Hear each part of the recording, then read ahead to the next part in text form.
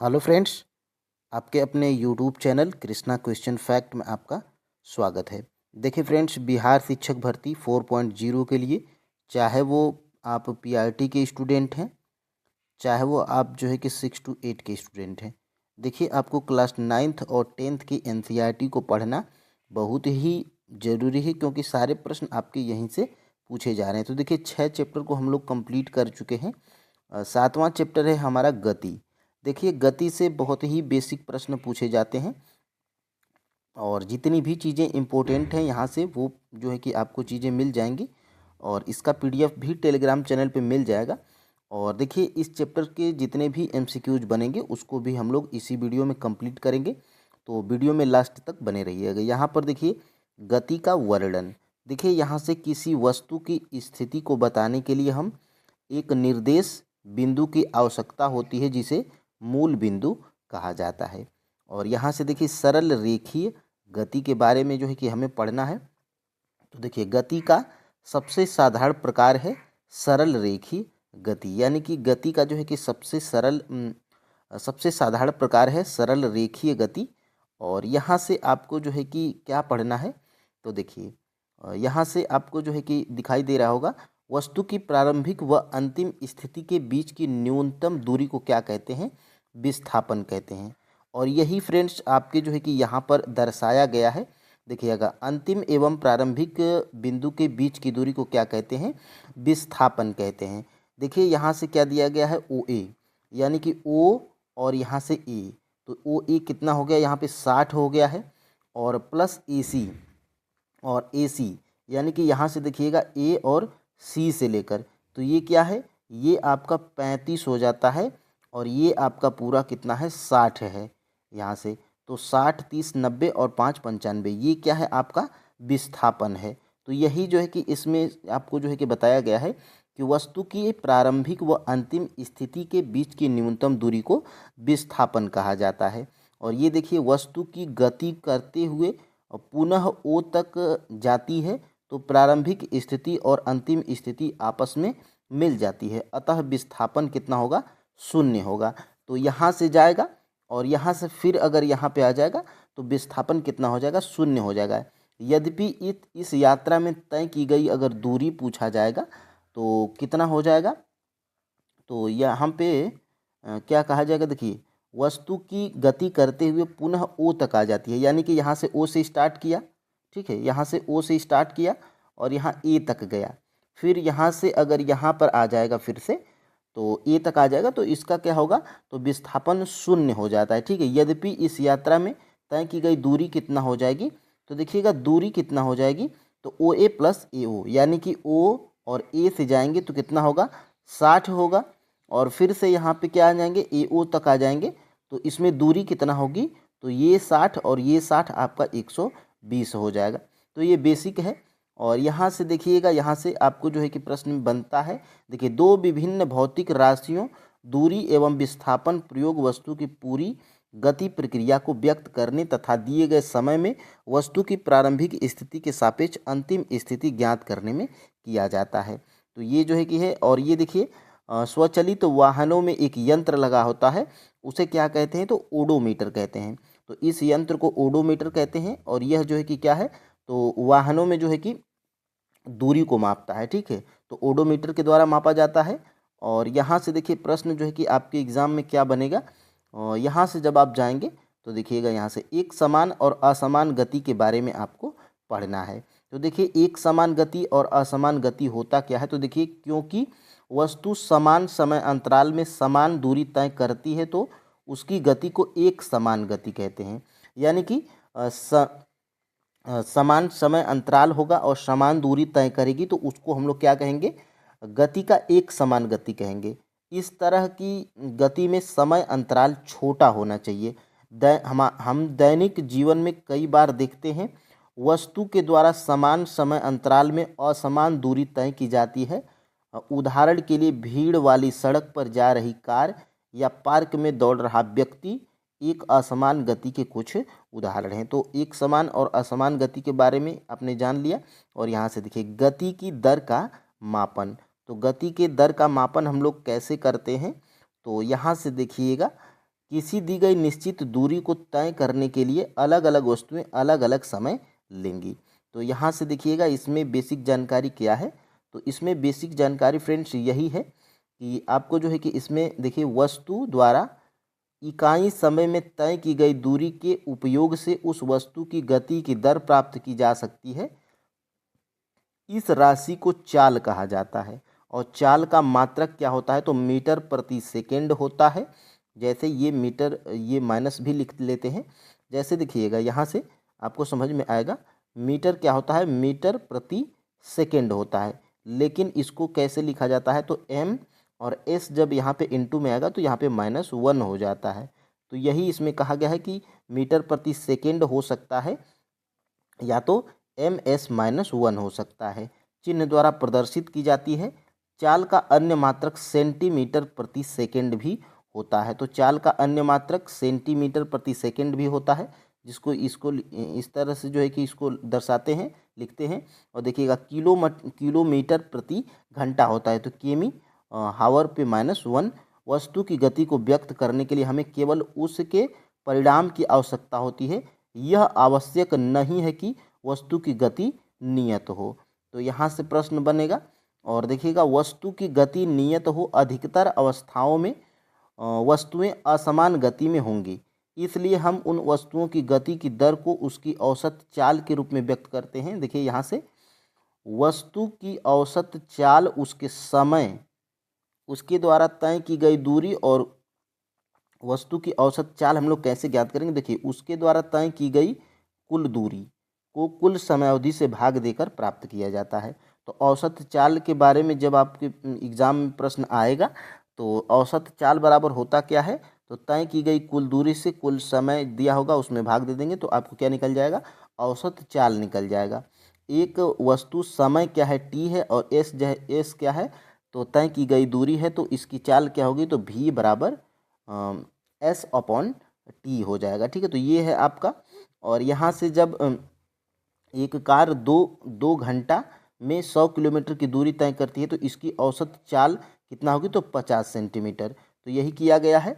100 में से जो है कि 2 का भाग दे दिया गया है, तो यहाँ पे पूरे समय 50 किमी प्रति हावर की चाल से नहीं चली होगी। कुछ समय यह इससे अधिक या कुछ समय इससे कम चाल चली होगी। और यहाँ से देखिएगा एक वस्तु 16 मीटर की दूरी 4 सेकंड में तय करती है, पुनः जो है कि 16 मीटर की दूरी 2 सेकंड में तय करती है। तो वस्तु की औसत चाल, तो इसको औसत चाल अगर इस तरह का प्रश्न आपके देखिए NCERT में भी दिया गया है एग्जाम्पल के तौर पे, यहाँ पे आप देख सकते हैं उदाहरण। तो इसमें आपको करना क्या है तो 16 + 16 कर लेंगे, यानी कि दूरी को आप दोनों को जोड़ लेना है। तो यहाँ पे क्या हो जाएगा 32 हो जाएगा, 32 हो जाएगा। और ये जो है कि टाइम को भी आप जोड़ लेंगे तो 6 हो जाएगा। ठीक है, तो 6 हो जाएगा। और देखिए यहाँ पे ये प्रश्न जो है कि सॉल्व भी किया गया है। देखिए 6 हो गया है और ये देखिए औसत चाल यहाँ पे निकाला भी गया है। ये देखिए इन दोनों को जोड़ के यहाँ पे 32 हो गया है और समय को भी जोड़ लिया गया है। तो यहाँ पे 4 और 2 6 सेकंड हो गया है और कुल दूरी कितना है 32 मीटर और लिया गया समय 6 सेंटीमीटर। तो यहाँ पे देखिए ये कितना आया है तो 5.33 मीटर सेकेंड माइनस। ठीक है, तो ये है आपका। इसलिए वस्तु की औसत चाल कितना हो जाएगी, इतना हो जाएगी। तो ये जो है कि बेसिक आपको इसे रूबरू कराना था। और दिशा के साथ चाल, तो दिशा के साथ चाल है तो इसका बेसिक फार्मूला आपको क्या याद रखना है, औसत वेग बराबर कितना होता है प्रारंभिक वेग प्लस अंतिम वेग बटा के 2 होता है। जहाँ पर भी क्या है औसत वेग है और u क्या है प्रारंभिक वेग है और v क्या है वस्तु का अंतिम वेग है। चाल तथा वेग दोनों का मात्रक कितना होता है तो मीटर प्रति सेकेंड होता है, या तो इसको आप अगर ऐसे लिखेंगे तो मीटर इंटू कितना होता है सेकेंड पे -1 होता है। तो ये चाल तथा वेग दोनों का मात्रक होता है। और यहाँ से देखिए वेग में परिवर्तन की दर, तो वेग में परिवर्तन की दर देखिए किसी वस्तु की एक समान सरल रेखीय गति के दौरान समय के साथ वेग नियत रहता है। और यहाँ से वेग परिवर्तन की दर को हम लोग क्या कहते हैं तो त्वरण कहते हैं।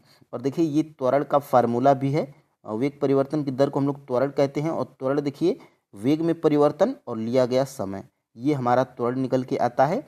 और यहाँ से देखिए एक वस्तु का वेग प्रारंभिक u से टी समय में बदलकर भी हो जाता है तो त्वरण का मान क्या होगा, तो ए बराबर कितना हो जाएगा, भी माइनस यू बटा के टी हो जाता है। तो ये फार्मूला आपको याद रखना है। और यहाँ से देखिए यदि त्वरण वेग की दिशा में हो तो इसे धनात्मक, देखिए यहीं से प्रश्न बनता है, पूछा जाता है कि यदि त्वरण वेग की दिशा में होगा तो इसे किस में लिया जाएगा, तो धनात्मक में लिया जाएगा। और यदि यह वेग विपरीत दिशा में हो तो इसे ऋणात्मक लिया जाता है। और त्वरण का मात्रक क्या होता है, मीटर इंटू सेकेंड स्क्वायर होता है, या तो इसको ऐसे भी लिख सकते हैं, कंफ्यूज नहीं होंगे, मीटर प्रति सेकेंड स्क्वायर भी होता है। और यही जो है कि इसको ऐसे भी लिखा जाता है, मीटर इंटू सेकेंड पे -2 होता है। ठीक है, तो ये आप जो है कि याद रखिएगा। और यहाँ से दूरी समय ग्राफ, तो दूरी समय ग्राफ क्या होता है, दूरी समय ग्राफ के बारे में देखिए। दूरी समय ग्राफ को विभिन्न अवस्थाओं में प्रदर्शित किया जा सकता है, जैसे वस्तु एक समान चाल से या असमान चाल से चल रही हो, विरामावस्था में है इत्यादि, यानी कि ये है आपका। और यहाँ से देखिएगा तब इसकी चाल जो है कि एक समान होती है, अतः वस्तु के द्वारा तय की गई दूरी लिए गए समय के समानुपाती होती है। इस प्रकार एक समान चाल के लिए समय के साथ तय की गई दूरी का ग्राफ एक सरल रेखीय होता है। यानी कि एक समान चाल से जब चलेगा, तो एक समान चाल से जब गति करेगा तो उसके द्वारा तय की गई दूरी और ये लिए गए समय का क्या होता है, समानुपाती होता है। तो एक समान में जब चलेगा तो ये ग्राफ आपका कुछ ऐसा बनेगा, एक समान चाल से जब चलेगा तो। ठीक है, और यहाँ से देखिएगा वेग समय ग्राफ, तो देखिएगा वेग समय ग्राफ में क्या है, एक सरल रेखा में चल रही वस्तु के वेग में समय के साथ परिवर्तन को वेग समय ग्राफ द्वारा दर्शाया जा सकता है। तो ये जो है कि आपका है एक सरल रेखा में चल रही वस्तु के वेग समय के साथ परिवर्तन को, तो देखिए ये आपका ग्राफ कुछ ऐसा बनेगा, एक समान वाला। और यहाँ से जब देखिएगा गति के समीकरण के बारे में हमें पढ़ना है, तो ये गति के 3 समीकरण होते हैं। और यहाँ से पहला ये है, दूसरा ये है और तीसरा ये है। जहाँ पर u क्या है, u वस्तु का प्रारंभिक वेग है, और t क्या है, समय है, और लिए गए त्वरण में a जो है कि त्वरण है, और v क्या है, अंतिम वेग है, तथा t क्या है, समय में वस्तु के द्वारा तय की गई दूरी s है। और यहाँ से देखिएगा जो समीकरण 1 होता है, यानी कि यहाँ पे देखिए समीकरण 7.5 ये क्या करता है, तो वेग एवं समय के में संबंध व्यक्त करता है। यानी कि ये जो पहला समीकरण है ये आपका वेग एवं समय के बीच संबंध स्थापित करता है। और ये जो समीकरण आपका कितना है, ये जो आपका समीकरण 2 है, यहाँ से देखिएगा 7.6, यानी कि ये वाला समीकरण जो है ये समय व स्थिति के बीच संबंध व्यक्त करता है। तो यहाँ से प्रश्न बन सकता है कि समीकरण ए में वेग एवं समय में समय में संबंध कौन सा समीकरण व्यक्त करता है, तो गति का पहला समीकरण v बराबर u प्लस ए टी। और ये देखिए समय व स्थिति के बीच कौन संबंध व्यक्त करता है, तो s बराबर U T plus half A T square, ये क्या करता है, तो समय व स्थिति के बीच संबंध व्यक्त करता है। और ये जो समीकरण जो 3 है गति का, 2a बराबर v square minus you square, ये 7.7 वाला, ये किसका संबंध व्यक्त करता है, तो वेग एवं स्थिति के बीच संबंध व्यक्त करता है। तो ये आपको बेसिक जानकारी होनी चाहिए।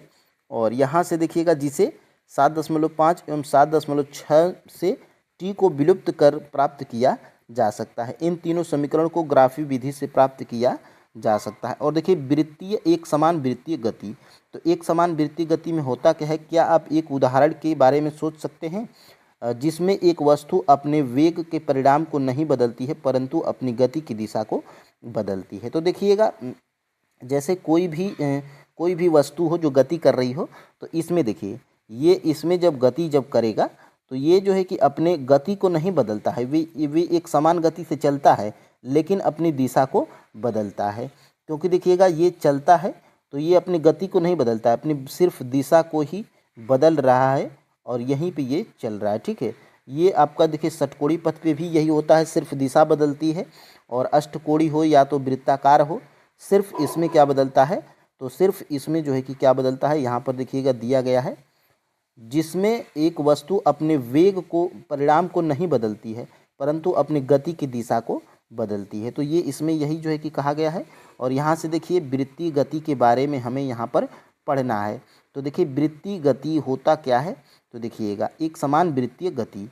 तो एक समान वृत्तीय गति में देखिएगा यहाँ पर क्या दिया गया है, अगर एथलीट एक वृत्तीय, यहाँ पे देखिएगा मैं थोड़ा जूम कर लेता हूँ।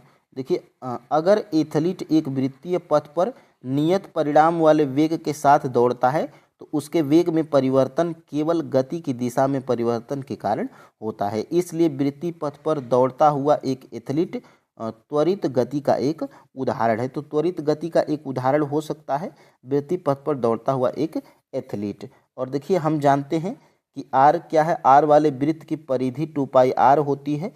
अगर एथलीट आर त्रिज्या वाले वृत्तीय पथ पर एक चक्कर लगाने के 30 सेकेंड का समय लेता है तो उसका वेग क्या होगा, तो ये होगा वृत्ति के लिए आपका फार्मूला v बराबर 2πr/t होता है। ये इम्पोर्टेंट है, इस पे प्रश्न भी बनता है।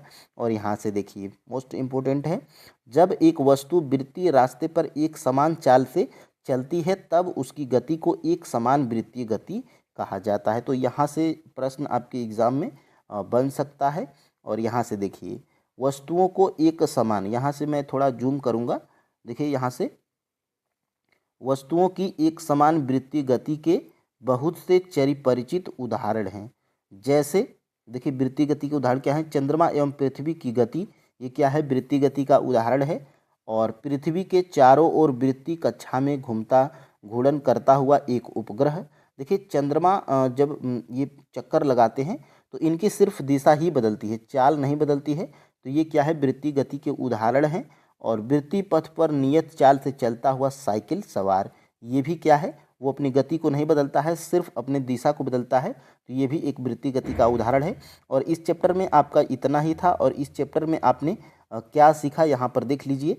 देखिए यहाँ पे आपने क्या सीखा, तो देखिए स्थिति में परिवर्तन क्या है, एक गति है, इसकी व्याख्या तय की गई दूरी या विस्थापन के रूप में की जा सकती है। दूसरा क्या है, एक वस्तु की गति का समान या असमान होना उस वस्तु के वेग पर निर्भर करता है जो कि नियत है या बदल रहा है। ठीक है। और यहाँ से देखिएगा, यहाँ से प्रश्न जो है कि आपके एग्जाम में बनेगा, प्रति इकाई समय में वस्तु के द्वारा तय की गई दूरी उसकी चाल है और प्रति इकाई समय में हुआ विस्थापन का वेग है। तो यहाँ से प्रश्न बनेगा।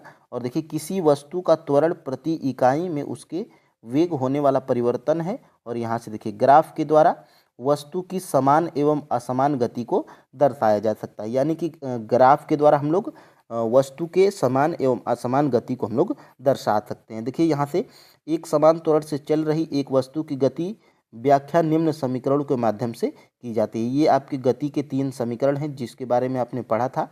और यहाँ से ये जो है कि चैप्टर ख़त्म होता है। अब हम लोग इस चैप्टर से संबंधित एमसीक्यूज को करेंगे।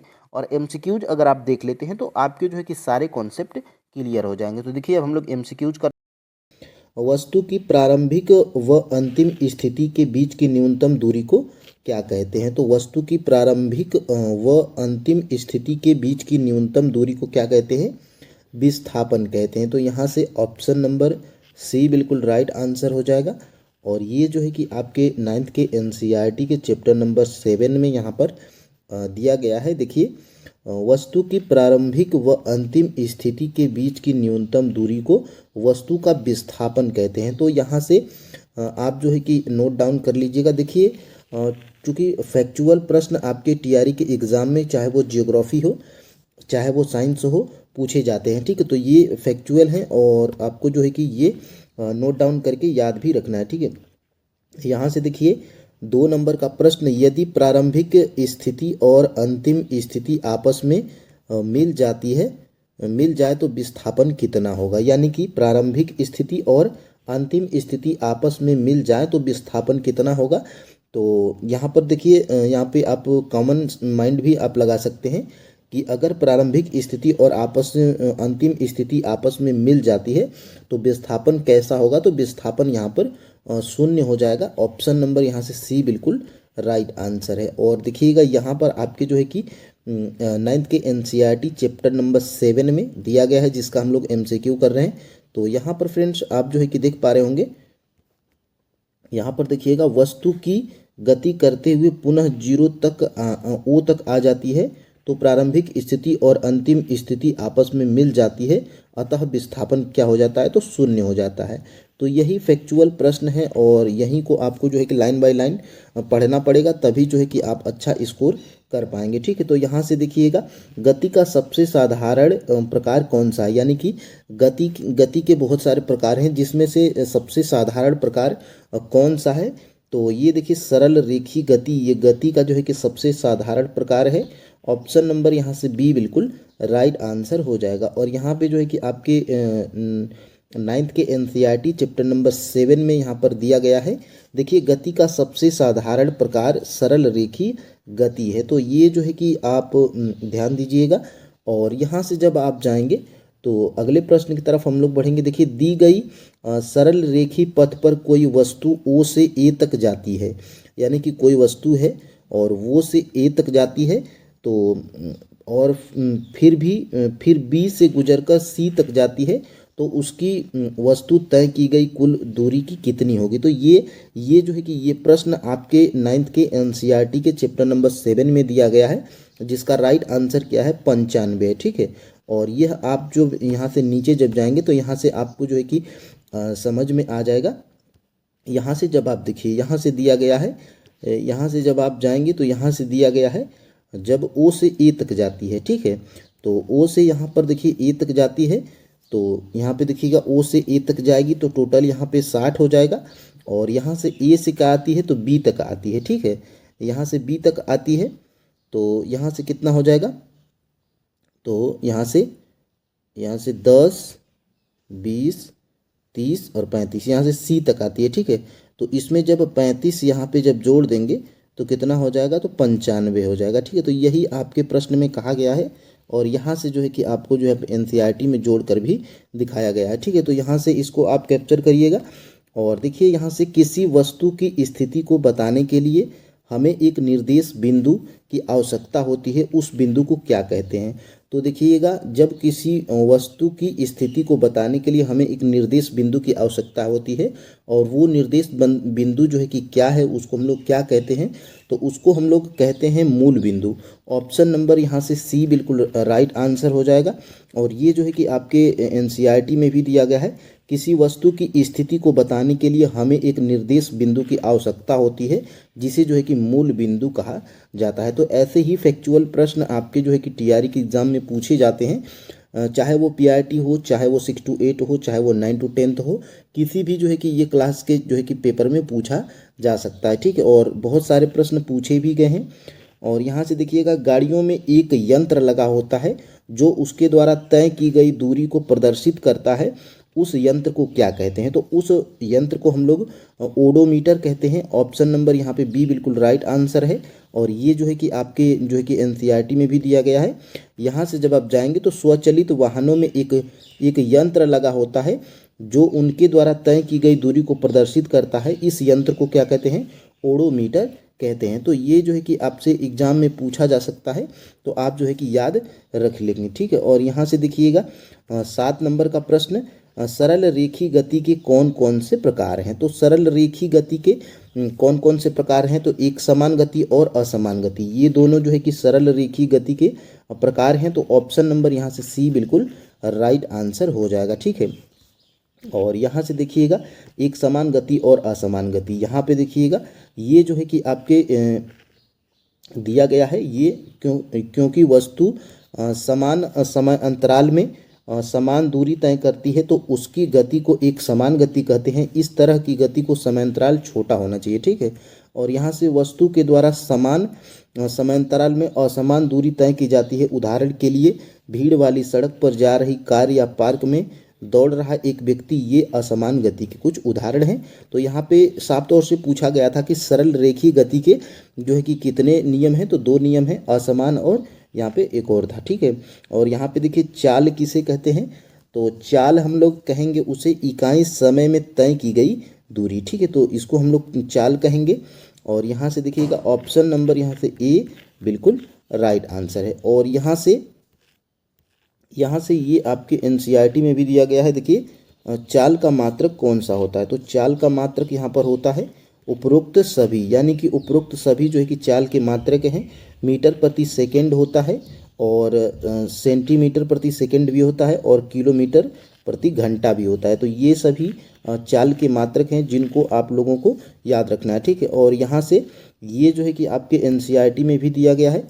थोड़ा सा अगर आप जूम करके देखेंगे यहाँ से देखिए, चाल के अन्य मात्रक सेंटीमीटर प्रति सेकंड, और यहाँ से सेंटीमीटर प्रति सेकंड और किलोमीटर प्रति घंटा, और यहाँ से देखिएगा आपके जो है कि दिया गया है मीटर प्रति सेकंड, ठीक है। तो इसको भी आप जो है कि याद रखिएगा, मीटर प्रति सेकंड।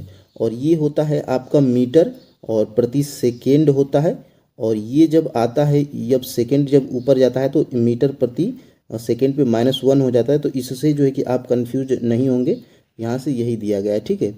और देखिएगा यहाँ से 10 नंबर का प्रश्न आपके, असमान गति किसे कहते हैं। तो असमान गति हम लोग उसे कहेंगे जो समान समयांतराल में असमान दूरी तय करती है। तो इसे हम लोग असमान जो है कि गति कहते हैं। ऑप्शन नंबर यहाँ से ए राइट आंसर है, ठीक है। और ये जो है कि आपके एनसीईआरटी में भी दिया गया है, क्योंकि वस्तु समान समयांतराल में समान दूरी तय करती है तो उस गति को एक समान गति कहते हैं, ठीक है। तो यही आपका जो है कि पूछा गया था। यहाँ से प्रश्न में क्या पूछा गया था, एक समान असमान गति, ठीक है। तो असमान गति उसके नीचे है, यहाँ से देखिएगा, वस्तुओं के द्वारा समान समयांतराल में असमान दूरी तय की जाती है। उदाहरण के लिए, एक भीड़ वाली सड़क पर जा रही कार या पार्क में दौड़ रहा एक व्यक्ति, ये असमान गति के कुछ उदाहरण हैं। तो यहाँ से असमान और एक समान गति दोनों यहाँ पर दिया गया है, जिसको आप जो है कि याद रखिएगा। और ये जो है कि आपके एनसीईआरटी में ये प्रश्न भी दिया गया है, एक वस्तु 16 मीटर की दूरी 4 सेकंड में तय करती है तथा पुनः 16 मीटर की दूरी 2 सेकंड में तय करती है, तो वस्तु की औसत चाल क्या होगी। तो यहाँ से ये प्रश्न आपको जो है कि देख पा रहे होंगे, औसत चाल क्या होती है, तो तय की गई कुल दूरी तथा लिया गया समय, ठीक है। तो यहाँ से इन दोनों को क्या कर दिया गया है, यहाँ से जब आप देखेंगे तो कुल दूरी और वस्तु, और यहाँ से देखिएगा ये 16 और 16 इन दोनों को क्या कर दिया गया है, जोड़ दिया गया है, ठीक है। और ये से समय को भी जोड़ दिया गया है, तो 6 सेकंड हो गया समय और 32 मीटर ये दूरी हो गई है। तो यहाँ पे यही किया गया है, यहाँ से देखिएगा 32 और 4 सेकंड 6 सेकंड, ठीक है। तो यहाँ से 32 में 6 का जब भाग दिया गया है, तो यहाँ से चूँकि चाल बराबर क्या होता है, तय की गई कुल दूरी, तो तय की गई कुल दूरी 32 है और ये समय क्या है 6 सेकंड है, और इसको जो है कि भाग देने पर जब आया है 5.33 मीटर प्रति सेकेंड है, ठीक है। तो इसलिए औसत वस्तु की चाल क्या हो जाएगी, तो इतना हो जाएगी। तो ये आपके एनसीईआरटी में दिया गया है और ये डायरेक्टली प्रश्न भी आपके एग्ज़ाम में बने थे, मैंने जो है कि 6 to 8 में दिखाया भी था। और यहाँ से देखिएगा औसत वेग को कैसे प्राप्त किया जाता है। तो औसत जो वेग होता है उसको हम लोग कैसे प्राप्त करेंगे, तो औसत वेग को हम लोग प्राप्त करेंगे प्रारंभिक वेग प्लस अंतिम वेग बटा के 2, ठीक है। तो ये जो है कि इसका फार्मूला भी है और यहाँ से ये है आपका फार्मूला। औसत वेग को हम लोग कैसे ज्ञात करेंगे, तो ये सूत्र भी होता है, औसत वेग बराबर प्रारंभिक वेग प्लस अंतिम वेग बटा के 2 होता है। तो यानी कि u प्लस भी बटा के ये 2 होता है। इसको जो है कि आप याद रखिएगा, डायरेक्टली प्रश्न बन सकता है। और यहाँ से एक और प्रश्न आपके जो है कि 9th के एनसीईआरटी के चैप्टर नंबर 7 में दिया गया था। उषा 90 मीटर लंबे तालाब में तैरती है, वह एक सिरे से दूसरे सिरे तक सरल रेखीय पथ पर जाती है तथा वापस आती है। तो देखिए सरल रेखीय पथ पर जाती है और वापस आती है, तो विस्थापन उसका क्या हो जाएगा, 0 हो जाएगा, ठीक है। और यहाँ से 1 मिनट में तय की गई कुल दूरी यहाँ पे क्या है, तो 180 मीटर है।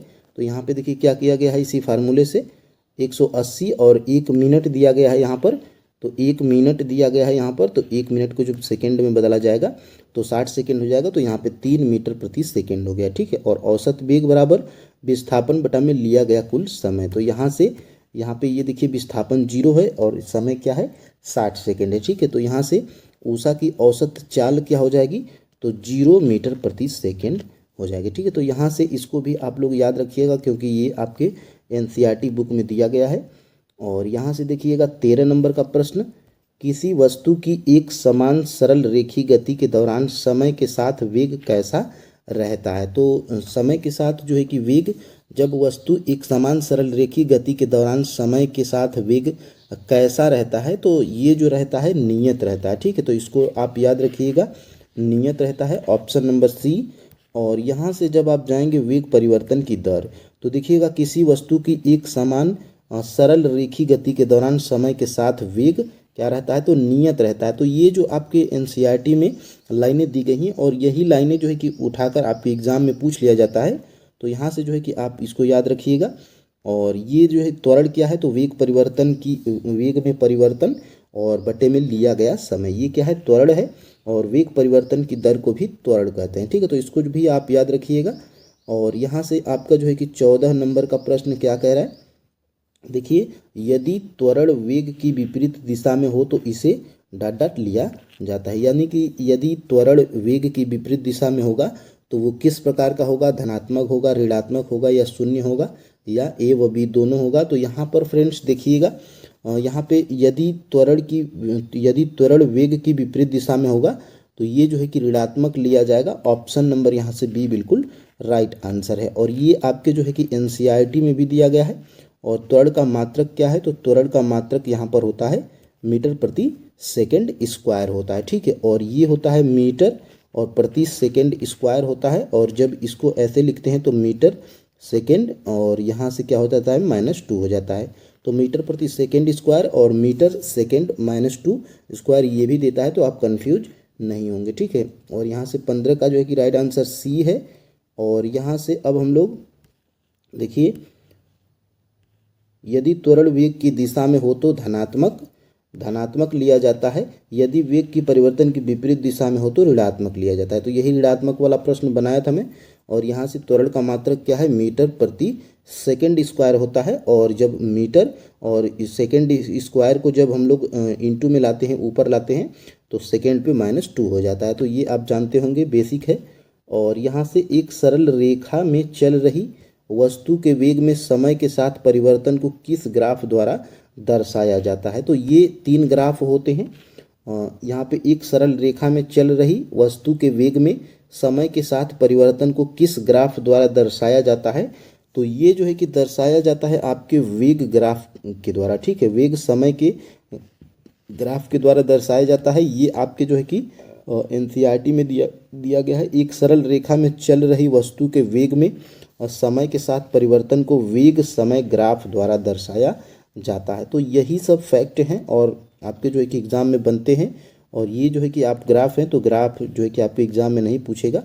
और यहाँ से देखिएगा 17 नंबर का प्रश्न, एक समान चाल के लिए समय के साथ तय की गई दूरी का ग्राफ कैसा होगा। यानी कि एक समान चाल के लिए समय के साथ तय की गई दूरी का ग्राफ पूछा जा रहा है। तो दूरी का जो है कि ग्राफ सरल रेखा ग्राफ हो जाता है। ऑप्शन नंबर यहाँ से ए बिल्कुल राइट आंसर है। और ये जो है कि आपके एनसीईआरटी में भी दिया गया है।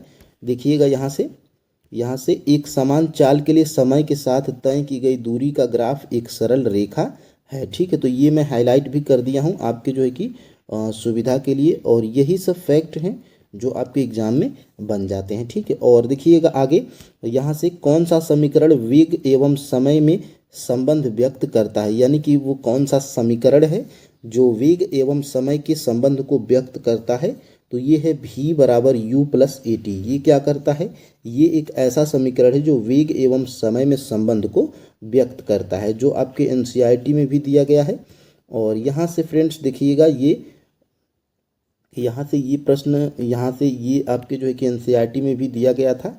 और यहाँ से आपके जो है कि सारे डाउट क्लियर भी हो जाएंगे। देखिए, u वस्तु का प्रारंभिक वेग है, तो u वस्तु का प्रारंभिक वेग है जो कि t समय के लिए एक समान त्वरण a से चलती है। v क्या है, अंतिम वेग, तथा t समय में वस्तु के द्वारा तय की गई दूरी यस समीकरण 7.5 वेग एवं समय में संबंध व्यक्त करता है। तो ये क्या है, ये समीकरण 7.5 है।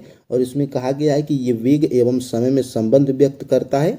और समीकरण ये दूसरा वाला जो है 7.6 वाला, ये क्या करता है, समय व स्थिति के बीच संबंध व्यक्त करता है। तो यहाँ से 1 पॉइंट, 2 पॉइंट और 3 पॉइंटें निकल के आएंगी जो आपके एग्जाम में पूछ ली जाएंगी और आप कंफ्यूज हो जाएंगे। ठीक है, तो यहाँ से आप जो है कि जो पहला समीकरण है v बराबर u प्लस ए टी, ये वेग एवं समय के बीच संबंध व्यक्त करता है।